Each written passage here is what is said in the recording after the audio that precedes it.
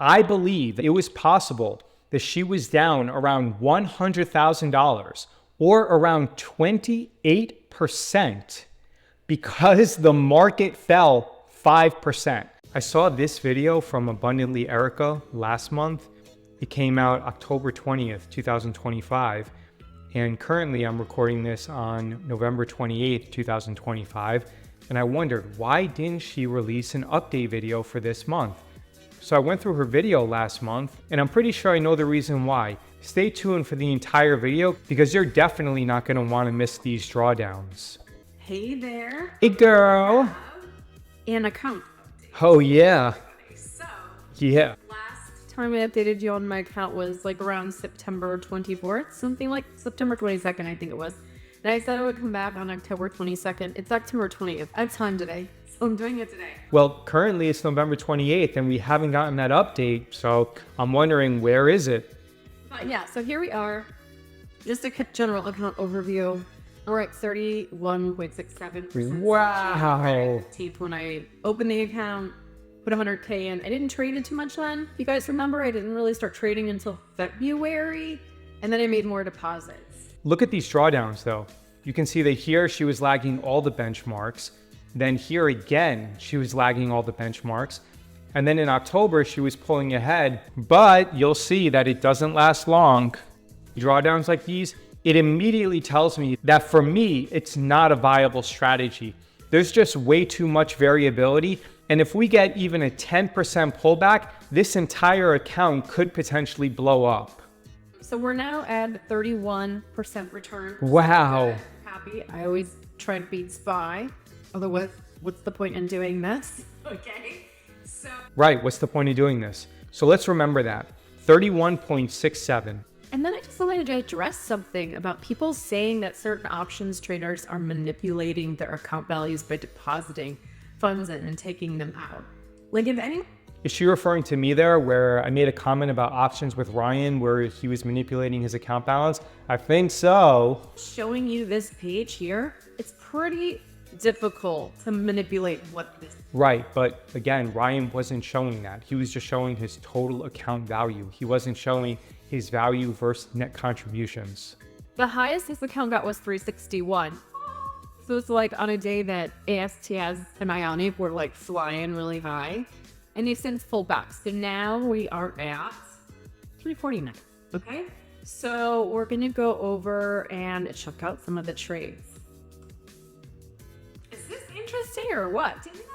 Did not I just say the account was worth 349? It's not. It's 355. But anyway, yeah, 355. The highest we've been is 361 in the last month that I've seen you. I always like to see those highs. Not because I think that that's what I'm worth at that point in time, but because I know that one day that will be my low. Yay! So I just keep at it, keep plugging away. But these are the individual trades in my account right now. We're trading Apple. All right, let's check out some of these positions. So here, remember, her account value at this moment is $355,000. Apple, she has 200 shares and she also has a bunch of call options. She's short and in the money call on Apple right here, the 245, which in my opinion is very dumb to hold on to that position because the 245 is secured by the 100 shares. And those 100 shares where you have the capped upside are still using up a tremendous amount of buying power. If you're using Regulation T, then those shares are going to reduce your buying power by 50% of the notional value. So let's just mark that down, 200 times 263. So as a result, this Apple position by itself is going to reduce her buying power by about $26,000. Then she has a short put with a strike of 240. Now remember, when you're trading options on Regulation T, your buying power is reduced by 20%. All right, let's check out the Amazon position.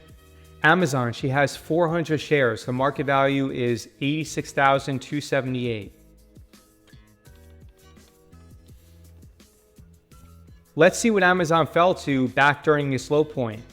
Amazon fell to a low of 215.25. Here she has the 220 puts that expire on November 21st.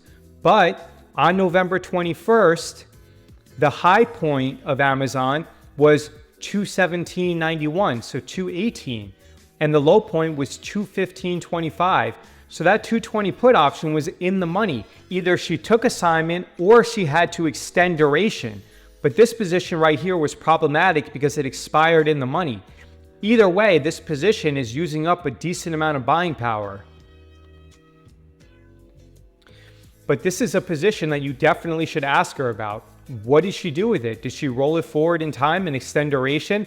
And this position, the December 19th, is also incredibly problematic because right here it was trading at $14.50. On 11/21, when VIX was trading around 25, this position was probably showing her a major loss.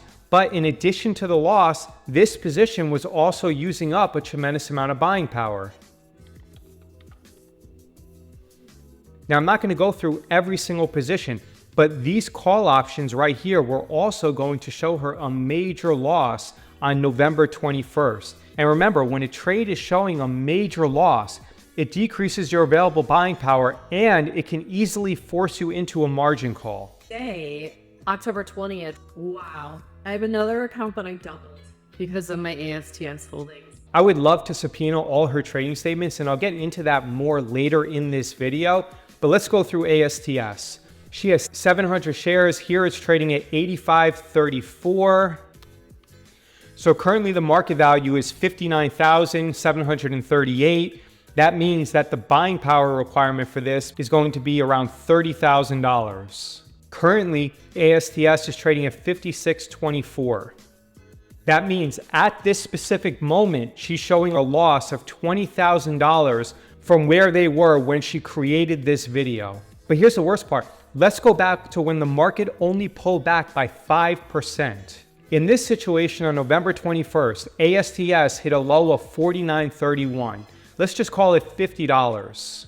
That means that those 700 shares were trading for $35,000. At this moment, she was showing a $25,000 decrease in her net liquidation value when compared to when she created this video. That's really, really important because we have to track the approximate net liquidation value to see if she was forced into a margin call.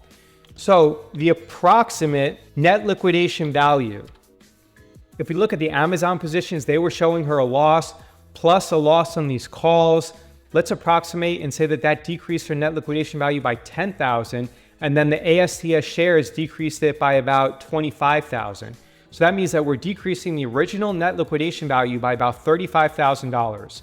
That's $320,000. And there's a reason why we're doing that, because we want to see whether she was placed into a margin call. And here's the approximate buying power reduction.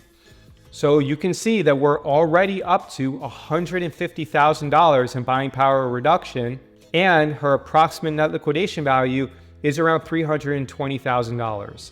Let's go through the rest of the ASTS positions. Here we have a long put that expired. Then we have a short put at 80. Let me see if that was assigned. That's a very aggressive put strike. 1031.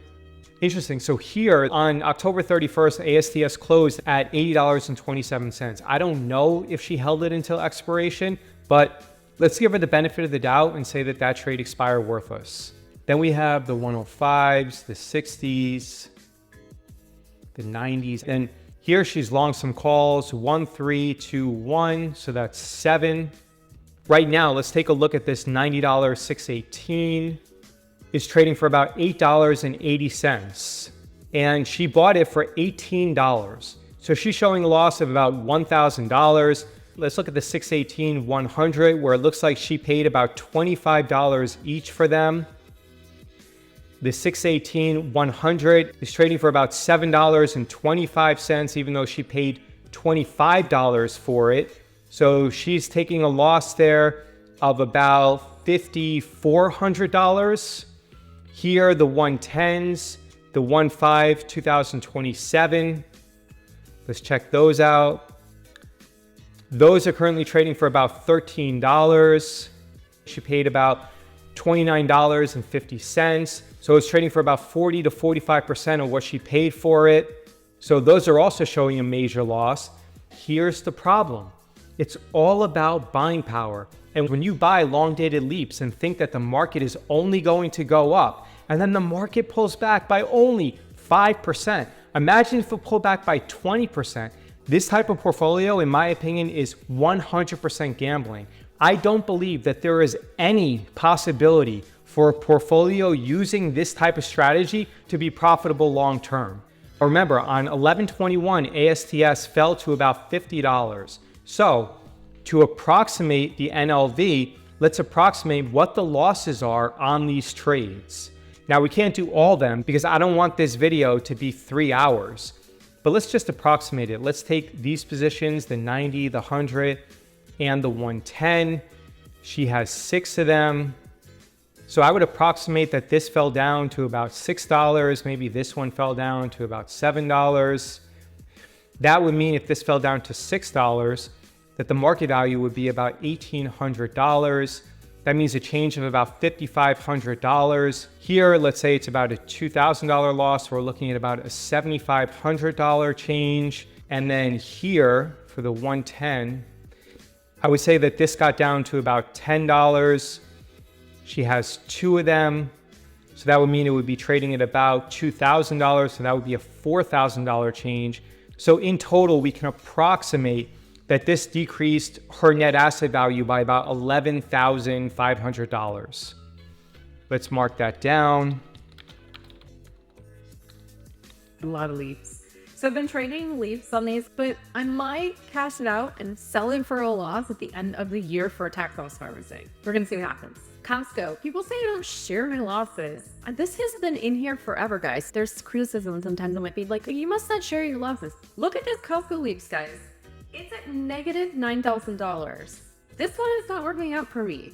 All right, we'll let Costco go because its market value is only about $1,500. Let's check out IonQ, 700 shares at a price of $60. Okay. IonQ, 700 shares, $60. That means that at that time, the market value was approximately $42,000. Then the buying power reduction would be half of that because they're shares. So that's $21,000. Her buying power reduction or her maintenance margin requirement is already around $170,000 for these positions. And I'm not even including all of the positions. And her approximate net liquidation value is approximately $309,000. Currently, IonQ is trading at $49.30. So at this specific moment, the market value of her shares are around $34,510. That means that she has a loss in total. It's about $8,000 there from the decrease in market cap, plus the loss of about $3,800. So around $12,000 loss on these shares. But again, let's look at it how it was on November 21st. IonQ fell all the way down to about $38. It says $38.02 for the low. And here it says it actually closed at $38.50. Let's not even use the intraday low. Let's use the $40 number, okay? So right here, we're gonna say that it fell to about $40 times 700 shares. 40 times 700 equals $28,000. That's gonna be the market value of those 700 shares on November 21st. Then we can see that her market value here is around $42,000. So therefore, there's going to be a decrease in market value of about $14,000 relative to where it was when she recorded that video.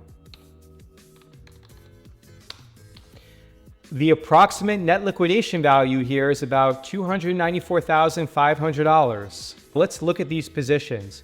Here on 10/24, she has an in-the-money put at 67. Here you can see that IonQ closed at about $60.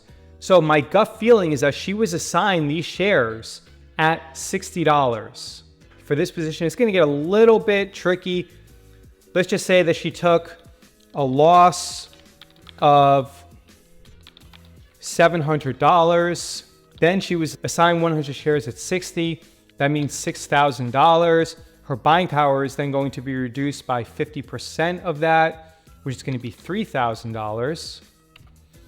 And her market value is going to decrease by $700. So let's do this.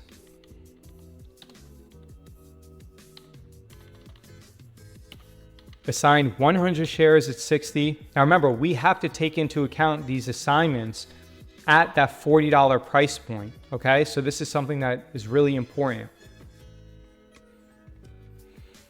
So we took care of this 67. Then she's short a put credit spread of 66 by 55 on 11.7. So 11.7 was very interesting for IonQ because at a low point, it was trading at 51, and then at a high point, it actually hit $59. But in any case, she's going to be assigned those 300 shares at $66. All right? So assigned 300 shares. Let's just use $66. Now, it's definitely possible that she closed out that position, but we don't know that. Maybe she even rolled the position, although it's very difficult to roll vertical credit spreads. But assigned 300 shares and buying it at 66, that is going to decrease her buying power by 50% of 1980. So that's going to decrease her buying power by another $9,900. And remember, we have to figure out these market value reductions to the approximate net liquidation value. Then we have the short calls. Thankfully, we don't have to worry about them. Then she has the long calls. She has 5 long calls for 618 and 918. Let's do the 618 first. But before we do that, let's reduce the net liquidation value on a pro forma basis, assuming that these 400 shares were assigned at 60 and then at 66. And then assuming that on November 21st, when it was trading at about $40, these 100 shares would show her a loss of about $2,000. And then these 300 shares would show her a loss of about $26 per share. So that works out to 300 times 26. That's $7,800. We're getting down there, 284. Let's see what the buying power reduction or the maintenance margin requirement is. We're only about $100,000 away, and we didn't factor in all the positions at all. Here we have the long call in IonQ, 618 with the 80 strike. It's currently trading at about $6.40. She ended up paying $1,600. And therefore, she's taking a loss here of about $1,000. Now, on November 21st, we can approximate and say that it was probably trading for about $4.50. But, let's give her the benefit of the doubt. I'm only going to reduce the NLV by $1,000. Then the 75, the 918. 918, 75. It's currently trading for, let's say, around $10. She has 4 of them. That means that she paid over $2,000 for every one, and currently it's trading for around $10. So at this specific moment, she has more than a 50% loss or more than a $4,000 loss on this position. On November 21st, I would estimate that those were trading as opposed to $10, around $7. So therefore, the market value of this would be $2,800. Therefore, she would have sustained a loss of about $5,000 on this one position for the $75 call option. Therefore, let's reduce her NLV by around $5,000. Here, she's long a put. Then here, she has the January 2027 90s, which is currently trading at about $11. She paid $2,600, so it's currently showing her a loss of about $1,500. On November 21st, I would estimate that it would be trading at about $9, or that the market value would be about $900, therefore decreasing her NLV by an extra $1,000. Here we have 2 of the 120s. For January 2027, it's currently trading at about $8. She paid $4,800. That's a loss of about $3,200. The market value right now is about $800. So therefore, The difference between where it was when she recorded the video would be about $1,400. On November 21st, I would estimate that those probably got down to about $6.50, meaning that the market value was about $1,300, which will give us an approximate decrease in her net liquidation value of about $1,700. All right, and I think that's it for IonQ. Let's check out what her approximate NLV was at that specific moment. On a pro forma basis, based upon IonQ, we see a decrease of $8,700.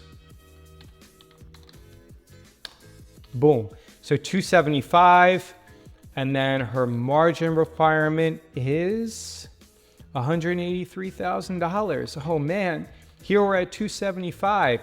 Previously, she was showing $355,000. Now, because I didn't go through every single position, in my opinion, I believe that this number is overstated, but I could be wrong. Regardless, I think it's a pretty good approximation.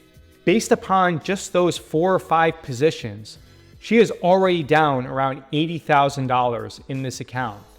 And remember, her year to date is $99,000. Let's continue onwards.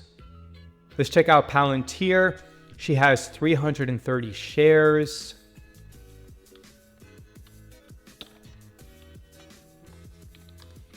The market value is $60,000. That means that her buying power is going to be reduced by 50%. That's $30,000 of maintenance that's required. Man, we're really getting close here. I don't know, guys. Is she going to be able to pull it off without getting into a margin call? I think I've been very fair. I've tried to only focus on the big positions that are going to move the needle. Palantir, you can see that she's showing a minor gain. She probably purchased it at about $175. 1031, I'm sure that expired worthless. Here we have a short call again. So she's holding on to the shares, which are eating up her buying power, but she's not participating in the upside, and she also has a tremendous amount of downside risk. These are all short calls. Let's see what Palantir got down to on November 21st. We can see the Palantir got down to about, let's say, 150. So that means that at that moment, its market value, instead of being 60,000, was 49.50. So let's just say that that decreased her approximate NLV by $10,000.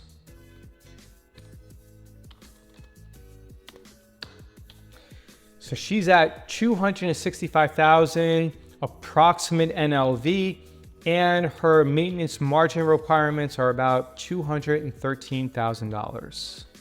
Let's keep going. And remember, this is only a 5% move down in the S&P. Okay, and they're lower. Some of them are in the money. So, got a $900 profit on 2 of them. Walmart, 600 shares, guys. Oh no, I just don't know if she's gonna be able to make it. 600 shares. Market value is $64,000, as you can see right here. That means that because it's shares, that's going to reduce it by 50%. That brings up her margin requirements to about $245,000. And her approximate net liquidation value is about $265,000. And I didn't even take into account all of her positions, and I didn't take into account any new positions that she might have put on. That's going to be the kicker. If she was very aggressive and put on a lot of new positions when the market fell, then I believe that she got a margin call. But I don't know for sure. Let's check out the remaining positions. Walmart, short call, short call. All right, these are fine. No problem. She has some long calls here. Let's see what Walmart fell down to. I think Walmart was actually pretty stable. 1121. Yeah, it fell down to about 105. Not really a big deal. Okay. So Walmart was pretty stable, so I'm not going to factor that in. I would estimate, based upon the information in her last video, that in the best case scenario, her net liquidation value on November 21st was around $265,000. That means that she was down approximately $90,000 just based upon a 5% pullback in the market. If this is true, that she got down to about $265,000, that would mean that she would have lost almost her entire year-to-date profits just because the market pulled back by 5%. Do you want to be in a position where you can lose almost 100% of your year-to-date gains because the market pulls back by 5%? In my opinion, this is a horrible trading strategy. And let's look at her buying power requirements or her maintenance margin requirements. They're at around $245,000. Considering that every single one of these long calls, the leaps, and the short puts, that they have additional buying power requirements, and considering that there's a very high probability that she put on new trades from when she recorded this video in October 2025, I think that she would have been very, very lucky to have not received a margin call. Because think about it, here, 265 minus 245, she has about $20,000 of potential leeway. But we didn't take into account all the maintenance margin requirements for these long calls. We didn't take into account all the maintenance margin requirements for the Palantir calls. And we didn't take into account the new positions that she might have put on between her posting this video in October 2025 and when the market hit its low point on November 21st, 2025. When you leave yourself only around $20,000 of leeway, you are asking for trouble. A 5% pullback in the market is nothing. I believe that at one point on November 20th or November 21st, 2025, that her year-to-date profits might have actually slipped into the negative. It's possible that she could have lost over $100,000 just due to a 5% pullback in the market. Crazy. And I try to give her the benefit of the doubt. I did not count the buying power requirements on those leaps.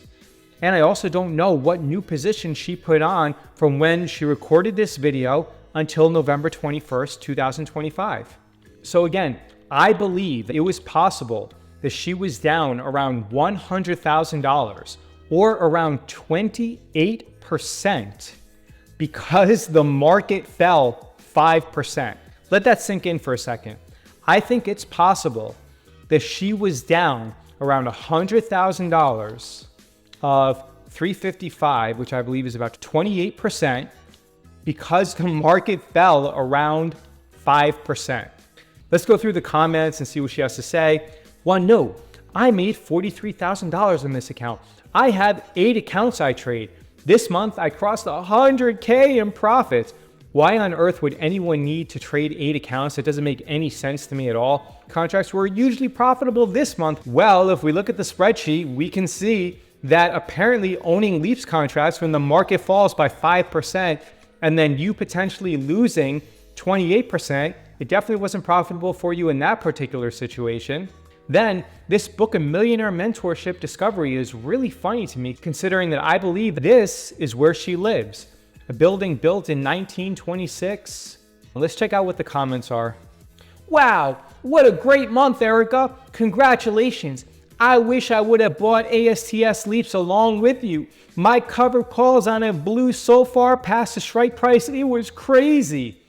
Well, Scott Smith, you're actually very fortunate that you didn't buy ASTS leaps along with her, so you're not able to participate in the upside. But you know what you are able to participate in? You got it, the downside. So when the market falls by 5% and some of these stocks fall by 15, 20, 25%, you're basically selling covered calls and picking up pennies, but you're losing 10 to 100 times that. This type of video is interesting. Thanks, Erica. Well, I wonder what you think about my video. Great video. Nice video, Erica. Impressive results. Yeah, if these numbers are accurate, then I definitely don't believe that those results are impressive, but what do I know? These are always great to see.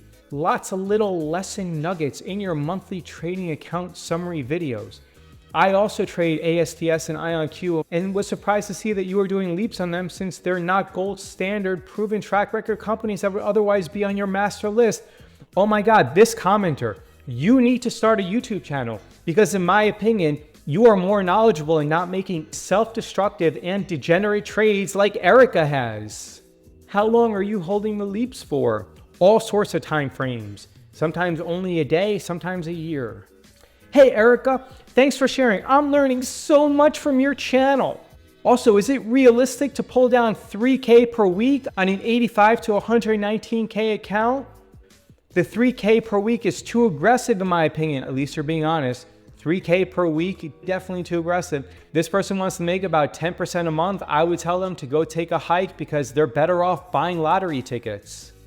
You are likely getting killed with short-term capital gains taxes and state income taxes depending on your state. That's what I really dislike about stocks. Stupid government gives incentive for real estate investing, but not stocks. Hey, you know what? In my opinion, you do not have to worry about that if you trade this strategy because I believe you are not going to make money by trading this strategy, so you're not going to have to worry about capital gains taxes or profits. So don't worry about that because as the spreadsheet shows, a 5% pullback in the market is projected to show around a 28% loss in this portfolio. So this is an additional account. You just started this year. This is not the account you use for monthly income, right? So you made 100K this month. Wow, nice.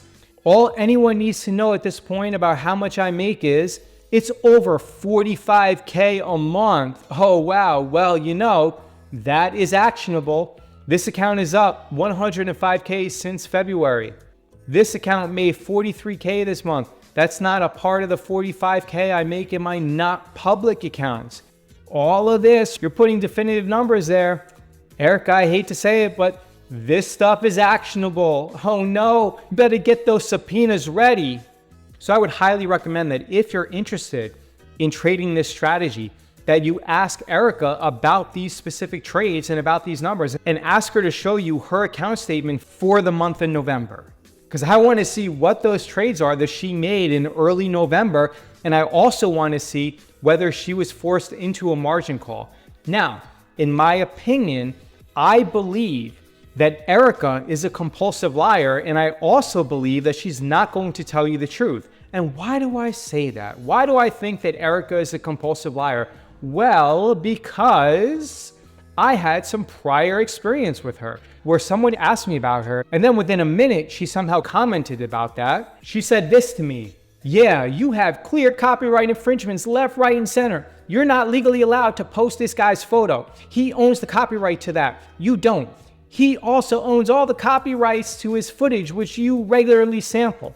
If any of these guys register their images or videos with the Copyright Office, I have, and you sample them, it's a 150K settlement to them that you will find impossible to argue in court and will lose.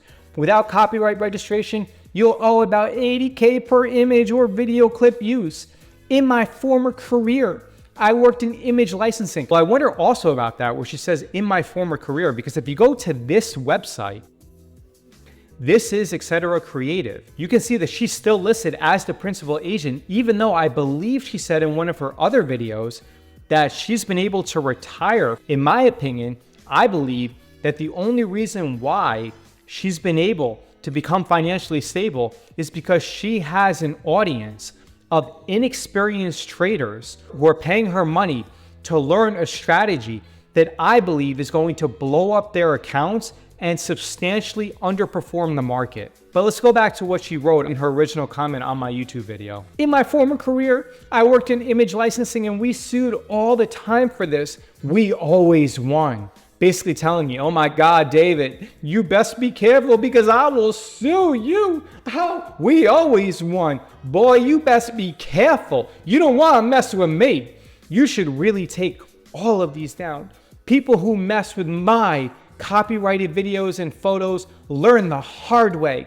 It's a very experienced mistake to make. All those other attorneys simply took the wrong approach. So basically I knew she was bullshitting. So I'm like, I explicitly asked for the case number to your alleged litigation, which she just said that they always won.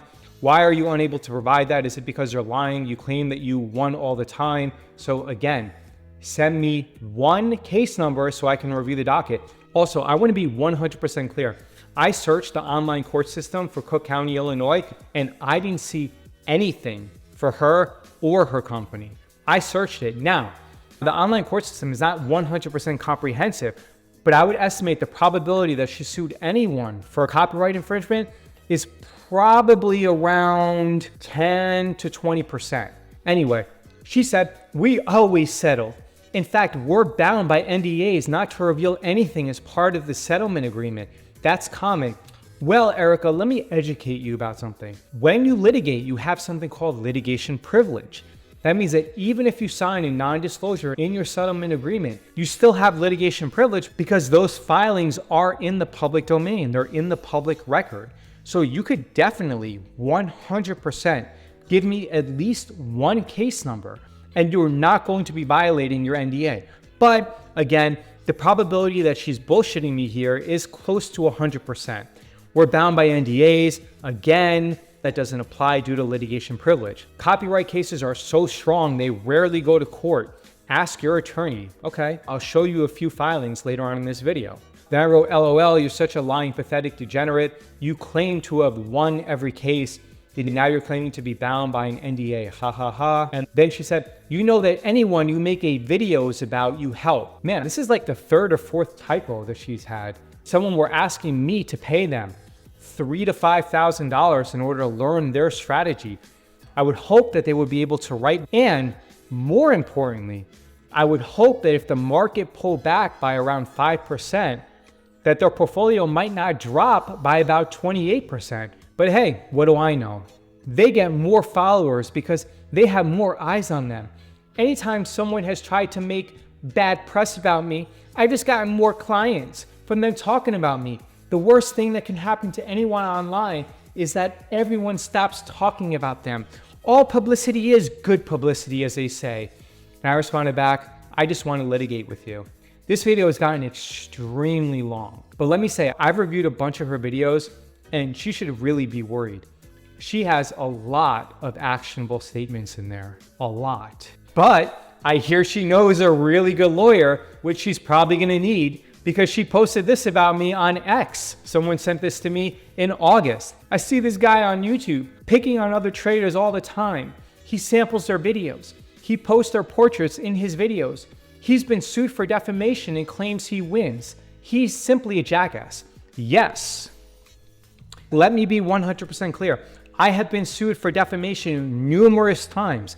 In fact, I would highly recommend that you reach out to Raging Bull, that you reach out to Warrior Trading and ask them what their experience was when litigating with me, because Warrior Trading and Raging Bull were then both sued by the FTC, which I might have had something to do with. In fact, if you check out this email, hi Jeff and Jason, hope both of you are having a fine day. I wanted you to know who did this to you. It's important to know it was me. I told you, Jeff, when you sued David Jaffe that you were gonna pay, that you went too far, and now you are paying the price. And then Jeff responded, what do you want from me at this point? You have obviously won here. My business is ruined. Our employees are kicked out in the street with no pay at Christmas time. My wife is in the process of leaving me. I hope you feel good about yourself. What else do you possibly have in store for me? I hope we can just end this now. Then going back to what Erica posted, and I just want to say, if someone is picking on you and using your footage or photos to do it, sue them for copyright infringement, not defamation. Reach out to me. If you need an attorney, it's a simple win. You'll get $30K per image or clip they use. Yes, I would highly, highly recommend that you reach out to Erica. Apparently she knows a good attorney, and I would say the probability is she's really gonna need that attorney. If you register those vids and portraits with the Copyright Office before the troll takes them, ooh, I'm a troll now, it goes up to $150K per image or piece of footage. Anyway, if you've been a victim of this guy, reach out to me. I know some stellar attorneys, which again, I believe Erica is definitely gonna need in this field from my previous career in video and photography production on advertising. They don't lose. Well, again, I'm a little bit confused because it seems like you haven't retired and it seems like you still have that career in video and photography production, even though I believe you told people that you were retired. And just like I said, I would really, really, really love to litigate with you. And I'm pretty sure it's going to happen. In fact, I'm extremely litigious. In fact, right now, I'm actually suing YouTube. I'm going to file a notice of appeal and get in front of the Court of Appeals. You can see this is what I filed. And I just love litigating. In fact, I'm going to be a lot more aggressive with litigation in the future. And those lawyers that you mentioned, which are stellar and which always win, can definitely help you out because, baby girl, we're probably going to be issuing some subpoenas for your statements.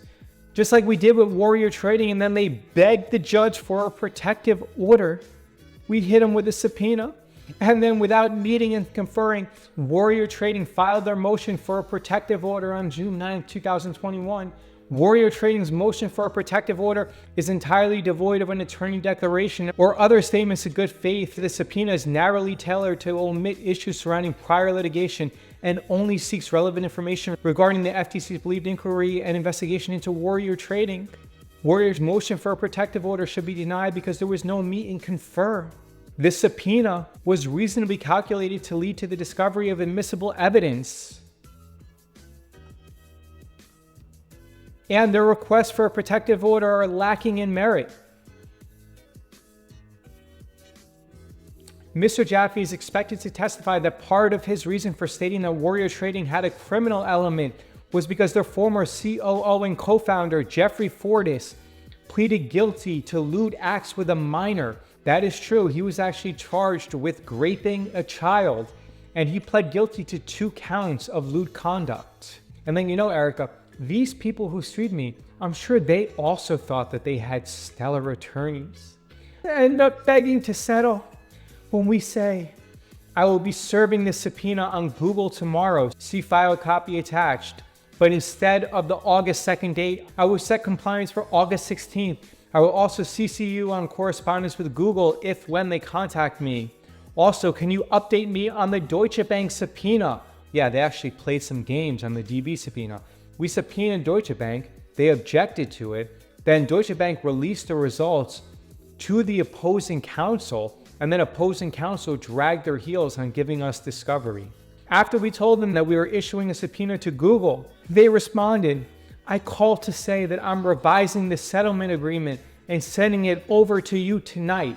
I would prefer, as I'd mentioned before, that we stop working on the case and settle. It'll both save our clients money and help settlement discussions move forward. Well, I think I know why, because when they sued me for defamation, I actually ended up suing them in federal court with a much stronger complaint. When I sued them in federal court and then immediately issued subpoenas to TD Ameritrade, they started flipping out. In fact, let me show you that complaint that I filed against them. And you can see, look, just like Erica has, actionable statements, false advertising, false advertising, false advertising.